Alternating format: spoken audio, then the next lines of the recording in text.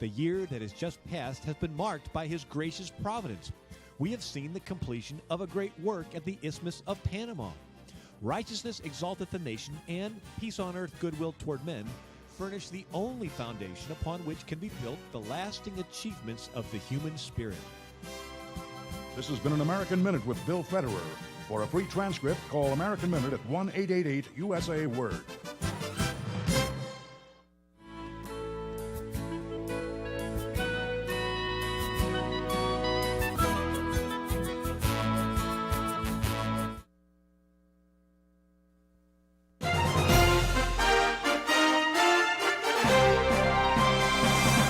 VCY America presents Crosstalk, a nationwide call-in program discussing issues that have an effect on our families, our communities, our churches, our nation, and our world. Crosstalk, an opportunity for you to voice your concerns for biblical principles. And now live by satellite and around the world on the internet at VCYAmerica.org. Here is today's Crosstalk. Friends, we thank you for joining us on Crosstalk today here on VCY America. You know, when it comes to this election, the numbers are staggering. Dr. George Barna released this survey, 104 million people of faith, which includes 32 million Christian regular churchgoers, are projected to abstain from the election. That is not to vote in the November election. 32 million self-identified Christians who regularly attend church will not be casting ballots. Friends, when we have matters like religious liberty at stake and the free exercise of religion, silence is not golden. I mean, when it comes to the lives of the preborn and sexual immorality being promoted through our educational system, are you really saying, que sera, sera, whatever will be, will be? Thomas Jefferson wrote in his retirement papers, he said, "We in America do not have government by the majority. We have government by the majority who participate." Friends, do you recognize your vote is part of your stewardship? Joining us today to speak to the vital necessity for Christians to vote, we welcome Debbie Wuthnow, president of iVoter Guide. It's a division of American Family Association Action. Debbie joined iVoter Guide in 2011 as a data analyst. It was named president in 2018. Debbie, thank you so much for joining us today. It's a pleasure to be here. So to me, it's a jaw dropper. I mean, this newest study conducted 104 million people of faith not expected to vote. That includes 41 million who self-identify as Christians, 32 million who self-identify as Christian and regularly attend church, 14 million voting age adults who regularly attend an evangelical church. What's your reaction to this, Debbie? Well, at first I was shocked. Just as you were, with the numbers. But, you know, there have been other studies out there that talk about, you know, half of Americans aren't registered to vote and half of those don't participate. And this, in a way, and this is in presidential elections, it kind of validates, and George is so great at doing the research he does, that stewardship and civic responsibility is not being taught in the churches or even in the schools. And people are just, you know, saying, I'm just going to go on with my life and being ignorant of the impact that those that we elect have over every aspect of our lives and our families and our businesses.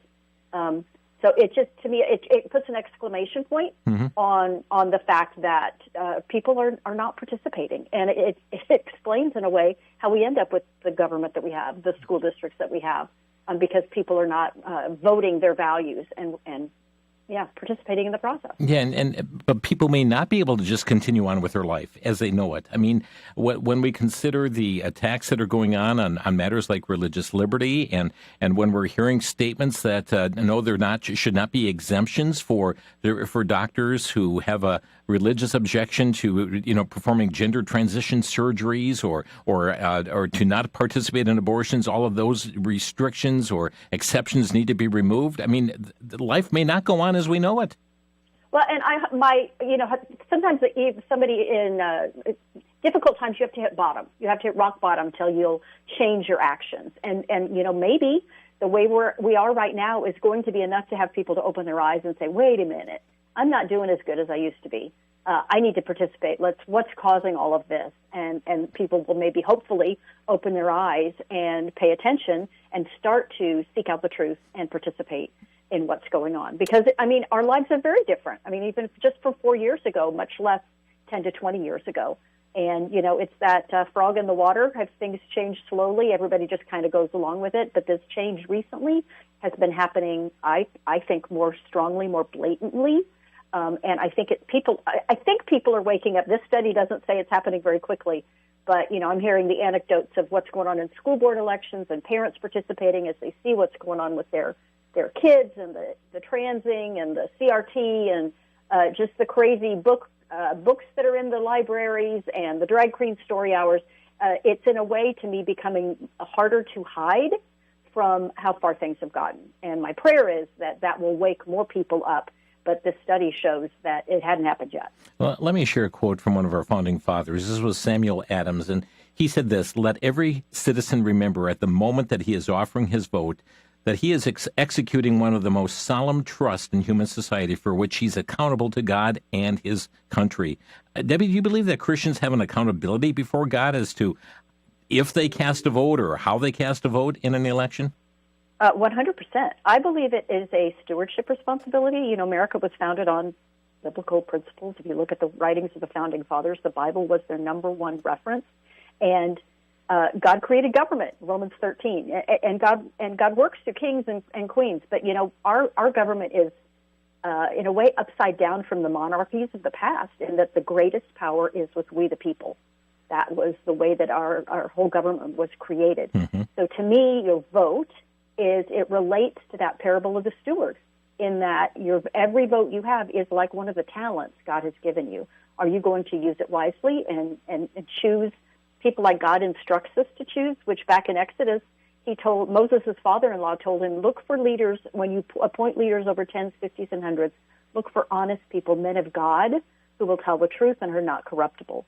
And I think that we've neglected that responsibility, and it's like burying your talent. We're going to get chastised for it. We're going to see the consequences, but I think even personally that we're not being good stewards of our vote. We have to start with ourselves, then look at our nation, and it's part of being salt and light. Mm-hmm.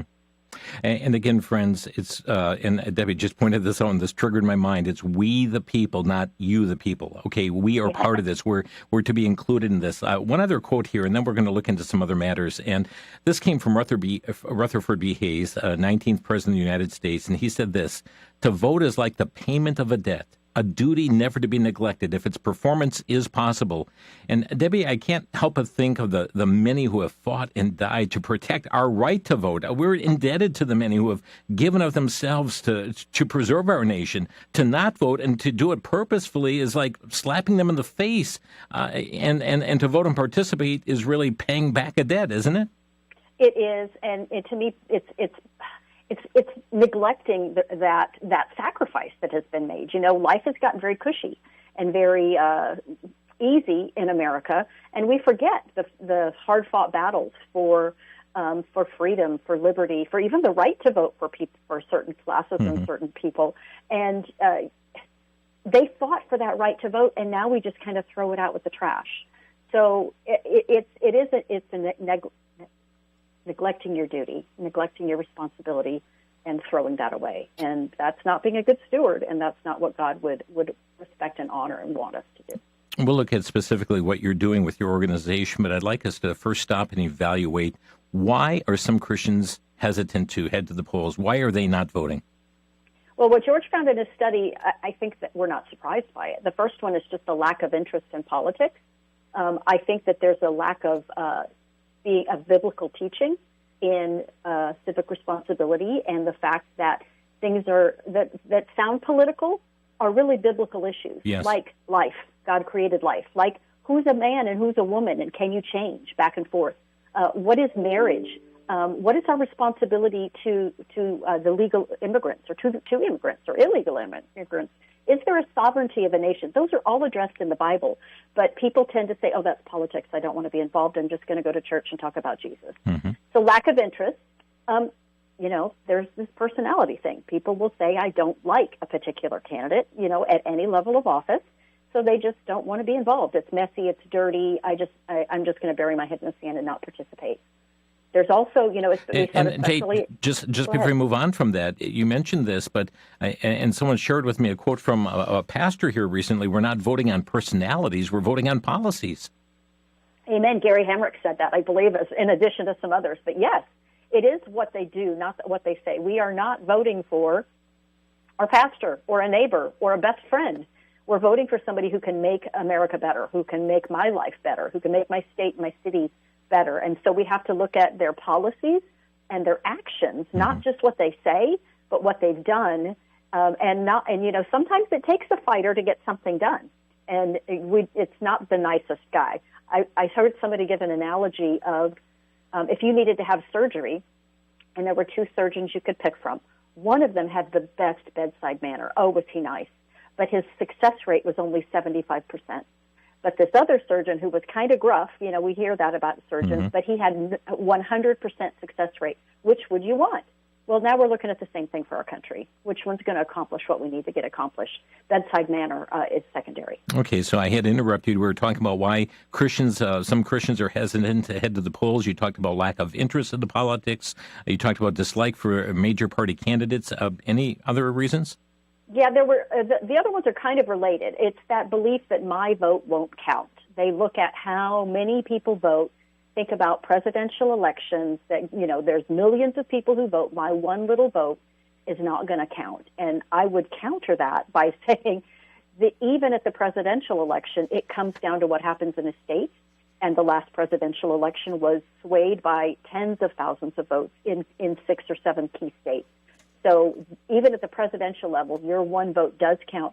And there's more than president on the ballot. There's down ballot races at the statewide level, like governor. There's federal races like Congress, and then there's local races. And those have fewer people who vote, so your vote is even more impactful.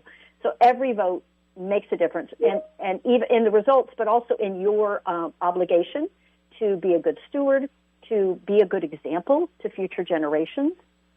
And so that's one of them. The other one is kind of related in that people think that the results of the election are going to be manipulated. So I can't trust it's going to happen right, so I'm just not going to participate. To that, does that remove your responsibility? Even if there's going to be shenanigans, we still have to do our part, trust the results to God. We know that God is sovereign. He does work through us, so make sure that you've done your part. We're talking today with Debbie Wethnow, president of iVoter Guide. It's a division of American Family Association Action. And do you, in your heart of hearts, Debbie, do you believe that Christian voters can impact the outcome of an election? Amen. Yes, completely.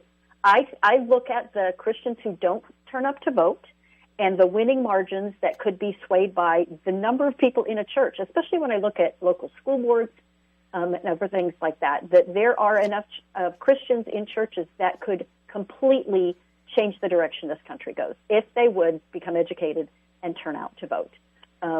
It's just the possibility is there. The power's with we the people, and with the Christians who don't participate, if they turned out, it would make a huge difference at all levels across the ballot. And as we talk about this matter here too, and we're just less than a minute to our next segment, we'll talk about your organization the next. But I am looking at a study that just came out today from the Center for Immigration Studies, and there's great concern across this nation about non-citizens and voting. There are those who are states are trying to purge the rolls of those who are non-citizens. And they report that mathematically there are 12 states, plus the Nebraska 2nd Congressional District, where the voting-age non-citizen population is larger in 2024 than the state's winner's margin of victory in the last presidential election.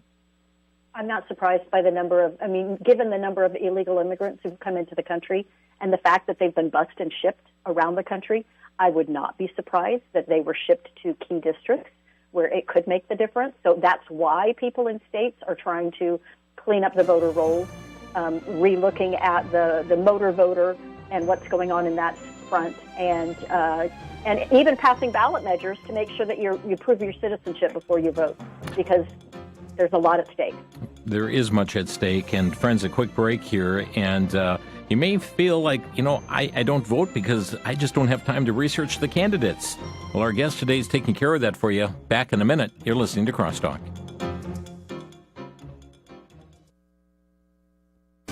Back to Genesis with Dr. John Morris, author and seminar speaker with the Institute for Creation Research. Dr. Morris, where did the idea come from that there were little green men who lived on Mars? Chris, the idea that there was intelligent life on Mars was given a big boost in the late 19th century when the American astronomer Percival Lowell claimed that he saw linear features on Mars, which he claimed were canals. Later, it became obvious that the Martian atmosphere could not support advanced forms of life, so they've given up the idea. What they haven't given up is the idea that there might be microbes on Mars, single-cell life. This idea is fueling the modern expeditions to Mars to find water. The idea is if they can find water, then maybe there's life. But while water is a necessary condition for life, it's not sufficient. Life is much too complex to have formed haphazardly. It needs a lot more than water. NASA could save a lot of money by going back to Genesis for their starting point. Thank you, Dr. John. This is Chris O'Brien. Thanks for tuning in.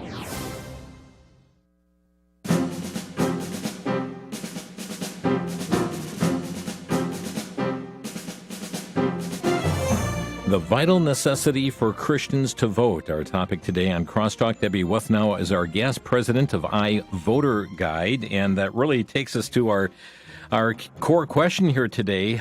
Debbie, there are many times in which people say, I just don't have the time to research candidates, and I don't want to go into the polls and unknowingly cast a vote for somebody who opposes my values, but you've got a tool available to help individuals no matter what side of the aisle they fall on. Tell us about it. Well, it's called iVoterGuide.com. It is a tool created by American Family Association Action to equip the church and actually any voter to know what's on your ballot. And from a non-partisan data perspective, we research candidates at all levels of the office and all levels of the ballot and provide it to voters at iVoterGuide.com. You enter your voting address and you get your personalized ballot. And for every candidate that we cover, we look at what they've done, not just what they say they're going to do, and have gathered data points and research on every candidate.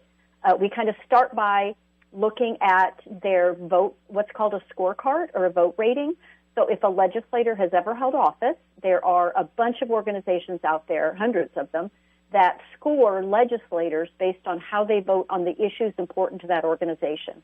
There are conservative groups, there are liberal groups, there are federal groups, there are state-level groups, there are immigration groups and fiscal groups and social and marriage and family groups, and they all score the candidates on their issues. And we've gathered all of those scorecards together, trying to paint as complete a picture as we can of what a legislator has done. And then in addition to that, and especially for candidates who've never held office, we look at what they've done with their pocketbook. So what somebody does with their money, either, as a candidate, who they accept money from or who they as an individual have supported with money, you tend to do that with people who you agree with, you share values with, you align with. So we have downloaded the entire campaign finance database from the Federal Election Commission, which is where all federal candidates and organizations report their expenditures and donations. And then every state where we go down ballot, and in total it's almost 40 states, we have the entire state database. So we show you who the candidate as an individual has given money to, as well as who ideological individuals and organizations that have supported that candidate in their campaign. Wow. The next data point is endorsements. So there are individuals and organizations who really go and vet candidates very deeply and kind of really dive deep into which do they think is the best candidate in this race. We have thousands of those organizations and individuals who endorse candidates. We add that to every candidate's profile. What you normally think of when you hear voter guide is a questionnaire. So we do create questionnaires that are specific to particular races, federal races, state races, judicial races, state board of education or local school board, and the candidates get to answer their questions, our questions, all online in their own words. And what we've done is we build basically a profile page of all the data points on every candidate that we're covering, which is about 13,000 this year. And then we have an army of volunteer panelists who help us look through all of that data, read their Facebook page, read their social media accounts, Google their names to see what they can find, and add that to that profile page, and then recommend a rating. So we rate every candidate in addition to research, but this rating is based upon all the data we've gathered, prioritizing actions over language or rhetoric, and rating them from far left to verified conservative, but yet all the data is there for you to see on your personalized ballot at iVoterGuide.com. Okay, again, friends, that's iVoterGuide.com. Did I hear you correctly? Did you say 13,000 candidates? That's kind of our projection of how many we'll evaluate this year. That is correct. My. And so we're talking more than just those that are running for the U.S. presidency and the Senate, the U.S. Senate, the House of Representatives. You're talking about state-level offices as well. Well, we're talking about statewide offices, so like governor, attorney general, treasurer. Mm-hmm. There are 36 states where we're covering every statewide office. So that isn't just governor, but it's all those statewide offices. So it could be the state Supreme Court, because we are covering the judicial Supreme Court races. It could be the, State Board of Education in the states that have those. So all of the 36 states, all those statewide races. And then in 36 states, we're covering all the state legislatures. So if, most states have two houses, so the state Senate and the state legislature, all the candidates running in those. Then we even go further in some key states, and we're covering some school board races and evaluating school board candidates. And it's on top of that, we're covering ballot measures in about 24 states. So there's a wealth of information. Yeah, indeed. And you utilize a host of volunteers for this? We have, yes, we lean into our volunteer panelists that, we're through that process right now. Right. But we're always looking for volunteers that we kind of gather the initial data points, and then they kind of help us dig deeper in, as I said, reading their Facebook, reading their tweets, seeing did they go to the March for Life or did they march at a BLM protest. Mm-hmm. Mm-hmm. So really digging deep on that and helping us to assign an accurate rating. Again, the friends, that's iVoterGuide.com, iVoterGuide.com. How do you help those in rural areas who may not have Internet access? Oh, no internet access. Well, it does work on your phone. Okay. So go to it using your phone at iVoterGuide.com. And even from there, we have people that call into us, or we have a few ladies who help us answer emails or phone calls that come in. And I've gotten people who say, I don't even have a computer or a smartphone. Those sweet ladies have talked to somebody through their ballot. They'll even print out your ballot and mail it to you.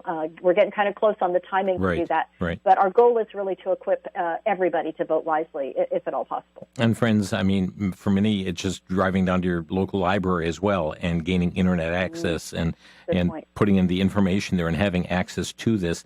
I know, and you mentioned the statewide referenda questions, and just doing a preliminary look, I see there's like 10 states that are voting on abortion-related issue. There are 8 ballot measures on ranked choice voting in 8 different areas. School choice on the ballot in 3 states. 3 states voting on repealing their marriage amendments. I believe it's 9 states that have issues pertaining to citizenship on the ballot. And many other issues. And so that's also something you're looking at. It is something we're looking at. And, as a voter, you've probably hit this. In years past, before iVoterGuide covered ballot measures, you'd go into the ballot box and you'd read that measure and go, okay, well, what does that mean? What does that do? Because the language can be so confusing. And especially as we watched what's happened in the past couple election cycles on the abortion movement, in some states, red states, Ohio, that have passed abortion to birth. It just shocks my mind. And it's because there's been disinformation, there's not been clarity and truth on what each of those measures actually does and accomplishes. So iVoterGuide has started to research them, and we start with here's what the ballot says, and then we gather all the arguments from both sides. Here's the arguments on a yes vote, or here's the arguments on a no vote. We provide all of that. We then look at the money, just like we do for candidates. Who's supporting each side? So I will tell you, which side Planned Parenthood supports makes it pretty clear what's going on in those abortion ballot measures. We look at who's endorsing both sides, which can also make it very clear. But then we take all of that and write what I call a kind of an executive summary of what does it mean. This is what a yes vote will accomplish. This is what a no vote will accomplish. And just trying to give information and clarity to voters on these really crucial, important ballot measures that are going to be on your ballot. And again, friends, we were just, I was recording a television program here for the state of Wisconsin, and that's one of the issues that are there. It's a constitutional amendment that would provide that only a citizen of the United States may cast a vote in the federal, state, local elections. And 9 states, we understand, have this citizenship issue going on the ballot, some form of citizenship. And so it's vitally important to be informed as to what the question is on your ballot, but then to have the understanding, what does a yes vote mean? What does a no vote mean? And that's on all these other issues that we've talked about here as well, to understand that, because sometimes things are written tricky where to say no, you have to vote yes, or vice versa. So, and they do that intentionally, yes. And they use really vague language that you might assume it means one thing, but it can be interpreted in ways, and they do that on those abortion ballot measures. So you have to really dig deep, and that's what we're trying to do, is get that clarity. Again, it's ivoterguide.com, and Debbie, you don't tell people who to vote for. You do all this analysis. People make their ultimate decision. Right. We don't tell you who to vote for. We give you the information so you can decide for yourself. Mm-hmm. We don't endorse candidates. We don't take money from candidates. We just give you clarity, and even on the ballot measures, a yes is conservative or a no is conservative, a yes is liberal. We rate the candidates. Again, not telling you who to vote for. And it's just information to equip the church to be a good steward of their citizenship. Here's another quote. This one is from Charles Finney. He was an evangelist, and he said, "Politics are a part of a religion in such a country as this, and Christians must do their duty to their country as part of their duty to God. God will bless or curse this nation according to the course Christians take in politics." We really do have responsibility. We have great responsibility, and if what our government looks like does not represent our values, it's because the church has neglected their duty to vote their values. Mm-hmm. And I can tell you the other side has politics as their religion. So they are out there and voting their values. So if we don't stand up, we're leaving that void, and what is going to fill it but the king of the world. And that's what's happened. Friends, you're listening to Crosstalk on VCY America, and talking about the vital necessity for Christians to vote. And let me just give one other quote here, and this is from William Simon. He was a former U.S. Secretary of the Treasury, and he said this, and it almost mirrors what you just said. He said, bad politicians are sent to Washington by good people who don't vote. Bad politicians sent to Washington by good people who don't vote. And so often that's the case when we talk about these staggering numbers, from the Barna survey and so forth. There is a direct correlation with Christians who are engaged in casting votes and what net results are across this nation. Well, and I think Christians we're the ones who have raised families and run businesses, and that is our focus, and that should be our primary focus. But we can't neglect the other side. And, we talk about all these statistics of who votes, and that's when they talk about it, that's for the presidential election. When people vote for local elections, yes. like school board, yes. those percentages drop greatly. And what we found is that's how the left has taken control of the school districts, because the church doesn't know who to vote for. The church is not voting. They're even leaving those blank when they do vote. The first time we covered school board elections, we found that there weren't even conservative candidates on the ballot. And it's the educational establishment, the teachers, the staff that are turning out to vote. It's not the people who represent biblical values and parental rights and protecting children. It's the educational establishment. So we the people really do have the power, but we lack information sometimes, and we lack empowerment. And that is the void that iVoter Guide, and really God created iVoter Guide to step into that void, to equip the church to be salt and light in voting for people who represent biblical values. Friends, our phone number to Crosstalk, we're going to open our lines to give you opportunity to ask questions of our guest here today or a brief comment. Our phone number to Crosstalk is 800-733-9829. 800-733-9829.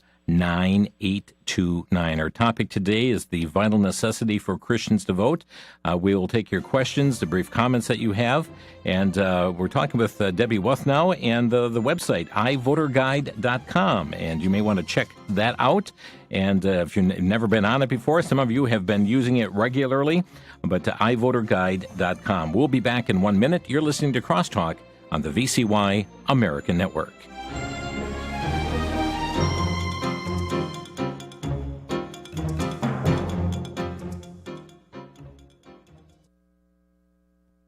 Entertainment has become the draw to build churches and youth groups. Meanwhile, sound biblical teaching has fallen off the cliff. To many, it's all about numbers and little about the Bible. Play the Flute, a powerful DVD, addresses this issue head on. Play the Flute tells the story of one youth leader who would not give up, who would not surrender to the apathy taking over his new youth group. The Lord Jesus is looking for followers who realize that they are sinners and need a Savior.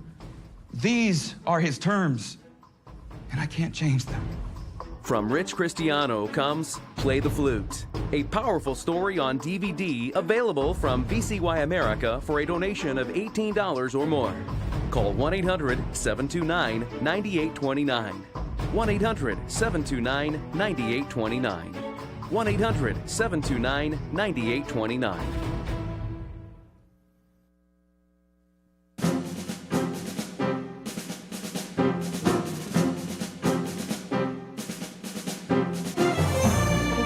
You're listening to Crosstalk on the VCY America Network, and we're talking with Debbie Wuthnow, president of iVoterGuide, and the website, iVoterGuide.com. That's iVoterGuide.com. And so we encourage your phone calls here today. And Debbie, one thing that we do want to point out is that this is information that is too good to hang on to individually, but once one utilizes a site, check it out, and then share it with others.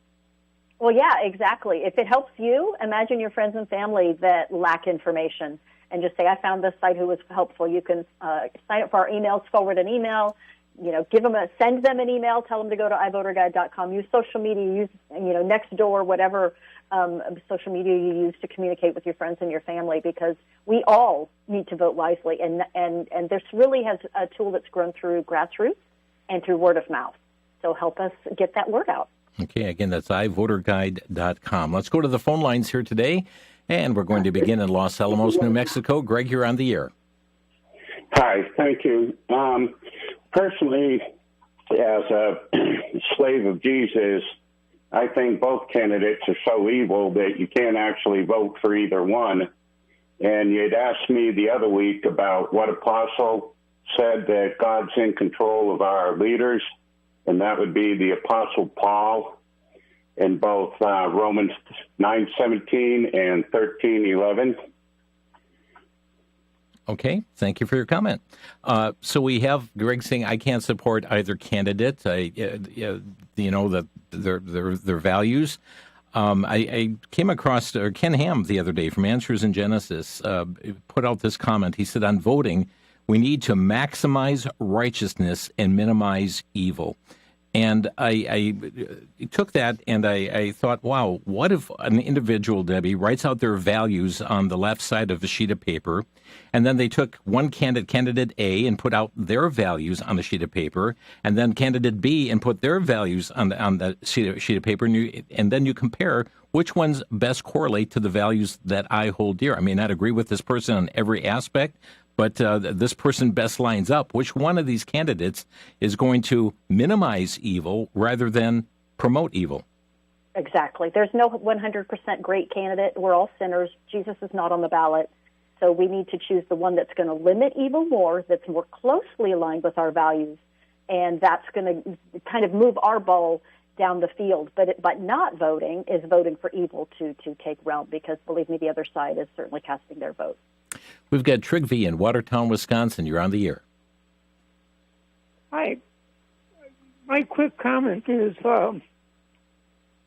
in 1963, the 42 points of the Communist Manifesto was read into our congressional record. Mm-hmm. And according to a former KGB agent, this is in William Federer's book, Yuri Brezhnev, all 42 points were easily accomplished. In fact, he states in the book that it was much easier taking over this country. So, bottom line, unless you're voting for God, the Constitutional Party, you're voting for communism. That's my comment. Unless you're voting for God, you're voting for communism? Hello? As I just shared, it's in William Federer's book. They control one of their points. They control the Republican Party. They control the Democratic Party. You're talking about communism? That's right. Okay. Thank you for the comments. I think when I look at certainly the broader context of Bill's books, and by the way, Bill is scheduled to be with us Monday on Crosstalk with his book, Silence Equals Consent, a very important issue here. Again, when you consider the candidates and the issues, and you look at the values, and friends, you know which candidate is standing for this issue and where the other candidate stands on the other side of the issue. And we compare these here, Debbie, and we see that there are some vast differences between the two candidates, in which one is promoting more of a socialistic mindset and one promoting more capitalism. Amen to that. And on social issues, I look at the life issue and what President Trump accomplished versus the position of Vice President Harris. Huge differences. And I will tell you that we point to a Bill Federer quote as iVoter Guide's reason for existence, because he said the most important thing is to lead people to Christ.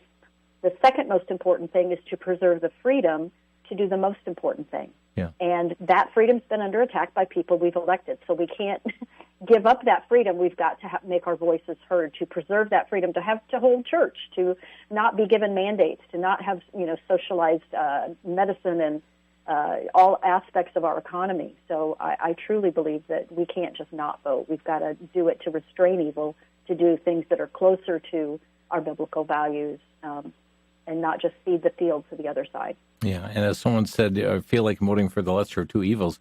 And a person responded, well, I'm voting for the to lessen evil, Exactly. Exactly. We've got Tassie calling from New York. You're on the air, Tassie. Oh, hi, Jim and Debbie. Thank you so much for everything that you're doing for us. Debbie, you mentioned a phone number, a phone call line. Do you have that number that some folks can call? Let me look that up. The easiest way is to email us at info@ivoterguide.com. Let me see if I can dig up that phone number for you. Okay. I don't have it off the top of my head. Oh, thank you. And you said something that I firmly believe in with my folks over here in New York, that unless Jesus gets on the ballot, I think maybe we have to remember that from 2016 to 2020, we had peace and betterment as best as we could have gotten from the Lord, and from 2020 to 2024, we have had sorrow and pain. So please, please, ladies and gentlemen of America, Christians, please do the homework, do your diligence, and please get out and vote to save us. Thanks. Thank you, Tassie, and Debbie will look for that phone number. Let me just mention this, too, and as she was talking, Tassie was talking, Proverbs 29:2 came to my mind. It says, when the righteous are in authority, the people rejoice, but when the wicked beareth rule, the people mourn.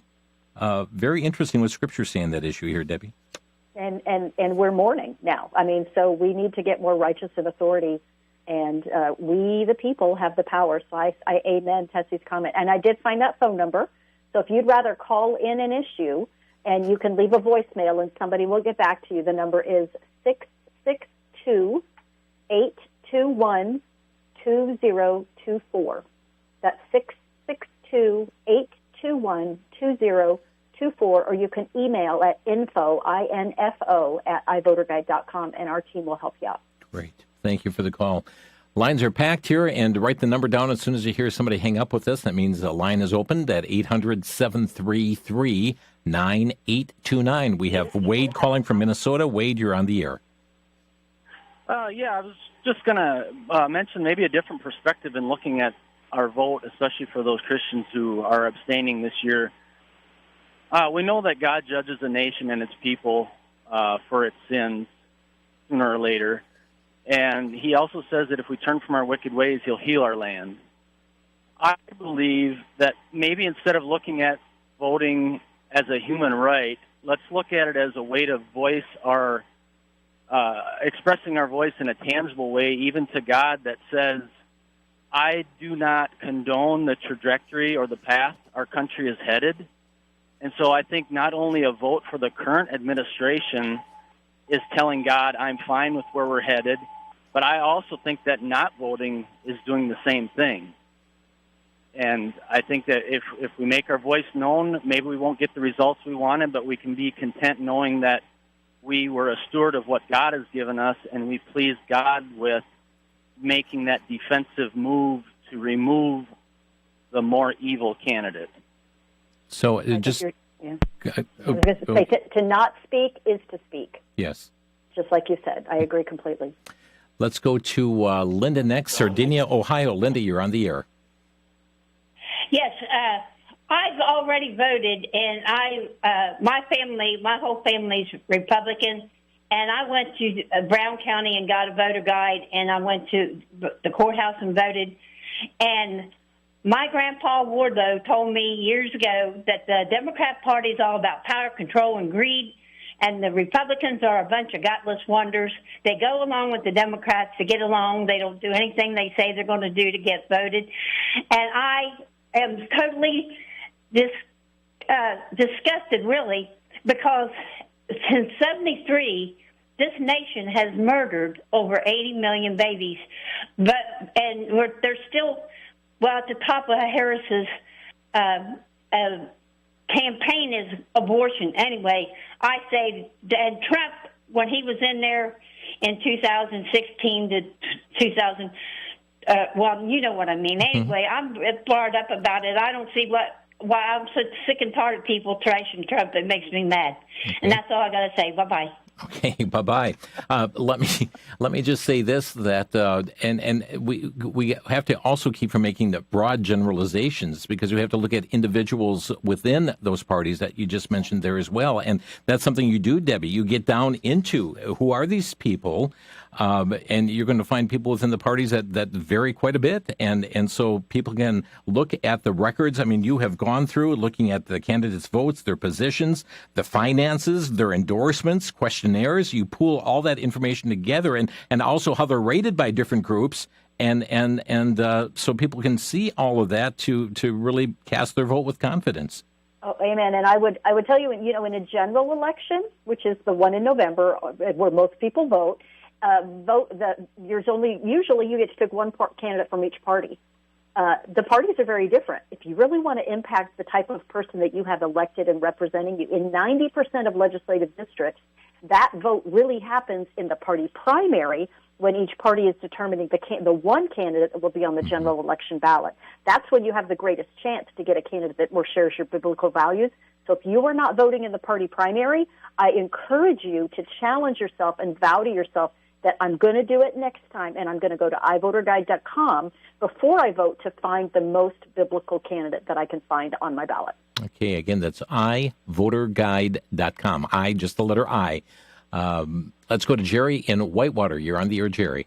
Yeah. See, I'm really sick and tired of Christian people not voting. What percentage, again, did you say it was of Christian people that do not vote? Is it like over 40%? It's close to that, yes. They're saying that 41 million theologically defined born-again Christians will not vote, and it is about 30 to 40%. Okay. Well, you kind of took my thunder earlier, because I had Proverbs 29:2 to quote, when the righteous rule, people rejoice. When the wicked rule, people mourn. Yeah. And when people don't vote, and then after, even though you know, and they know that they didn't vote, they want to complain. Well, guess what? You got nothing to complain about. You have no right to complain about anything that's going on in the economy if you didn't vote. Yeah. So you better vote, or you zip it. You don't say one thing about anything going bad. And think about this: the Harris has got her biggest donor is Planned Parenthood. What do? They kill babies. Trump is against that. So just use that as your ruler to say, well, I'm a Christian, I don't believe in that. And here's the other thing people don't realize. In these vaccines, they're using aborted tissue, baby tissue, to produce, to formulate these vaccines. So sure. do you want that in your body? I mean, people got to wake up and start thinking what these people are about. Jerry, thank you for the call. I'm going to have to stop you there because we're up against a break. Thanks for calling us in today. We'll be back in a minute. For the Worldview Report, I'm Brandon House. Some theologians have used 2 Thessalonians chapter 2, verses 3 through 12, which speaks about those during the tribulation who perish because they refuse to love the truth, that they might be saved. And it says, and for this reason, God will send them a strong delusion that they should believe the lie, and that they may be condemned who do not believe the truth, but have pleasure in unrighteousness. Some theologians have used this verse to say that anyone who rejects Christ before the rapture cannot become a Christian during the tribulation period. This is not true. This is not even what 2 Thessalonians chapter 2 is talking about. It's talking about people during the tribulation who, well, take the mark of the beast, as Revelation 14 describes, who are condemned. In fact, we have 144,000 Jews who become great evangelists. One would have to assume to some degree they have rejected Messiah, right? But in the tribulation, they become believers and great evangelists. Keep preaching to your unsaved relatives and friends.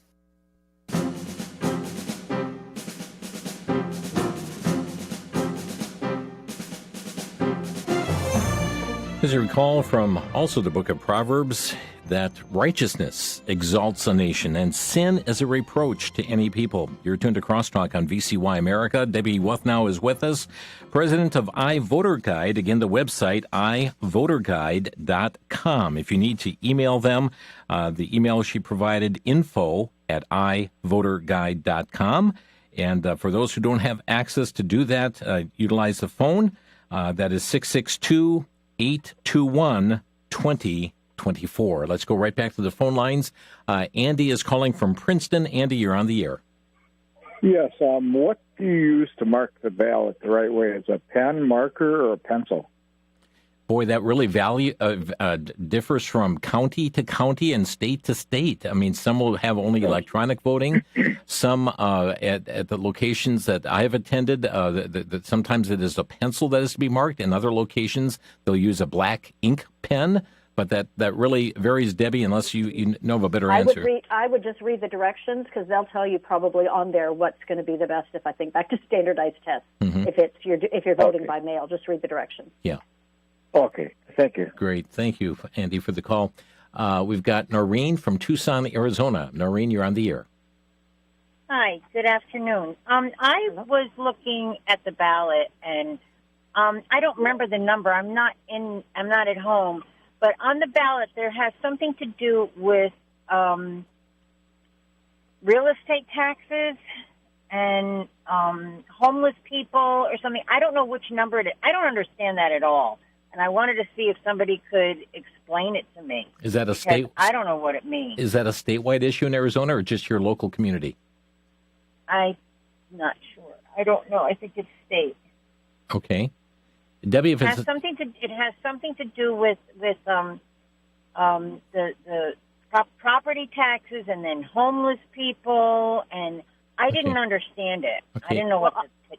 It's not one of the ballot measures that iVoterGuide has research on, but my customer support team will get you whatever. If there's anything available, they'll get that for you. If you want to email your question to info@iVoterGuide.com, they can try to get you some help. Great. Thank you, now, Noreen. if I go on to that info@iVoter.guide, that's an email you would have to send. Yeah, otherwise send them an email, info@iVoterGuide.com. And just ask about that measure, that property measure, to give you some information. Right. Thank you for the call. Info@iVoterGuide.com. Michael is next in Dousman, Wisconsin. You're on the air. Hey, Jim. So I got a word of encouragement from my brothers and sisters in Christ. Hearing that they're not going out there to vote is very, very upsetting. I spent 40 years in the secular world believing that I was told that all politicians are bad, they're all evil.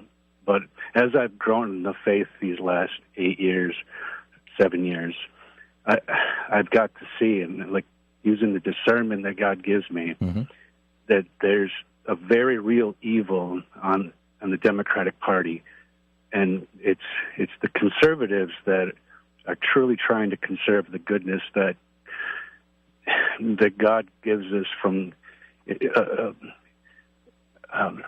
and the foundation that He built for us in this America. Yeah. He had a good thing to send the right people over to here to this country to start something great. Michael, and thank it's you. up to us to get out and vote and make America Christian again. Yeah. Thank you so much for your vote. And even as Ben Franklin was asked, what kind of government do we have? Do we have a monarchy here, or do we have a republic? And Franklin responded, a republic if we can keep it. And how true that is, Debbie. At this election, it's crucial. This will be determining. Are we going to keep a republic? Are we going to become very authoritarian? James in Michigan, you're on the air. Hello, Jim.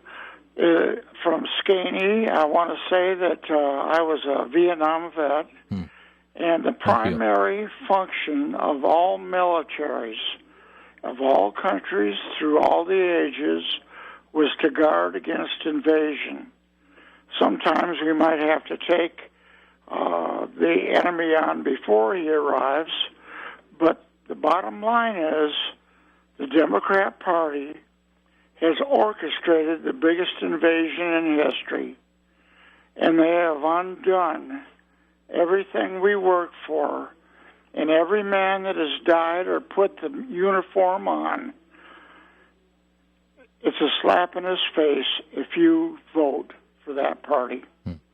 James, thank you. Amen. Thank you. Thank you for your service. Amen. Thank you for your service and for your perspective on this. Karen in Pennsylvania, you're on the air.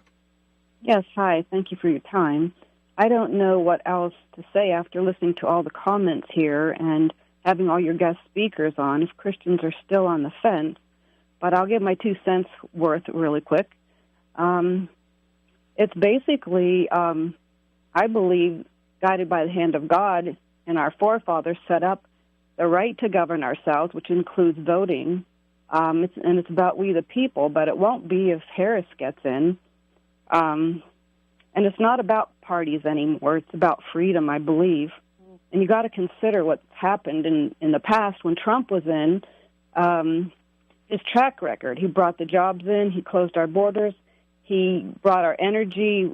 We're self-sufficient in our own energy, and he helped the victims of disasters. But if you look at the other side, they've taken our Medicare. They spent the disaster fund. They gave weapons away to enemies. So those are things to consider when you're thinking about still being on the fence.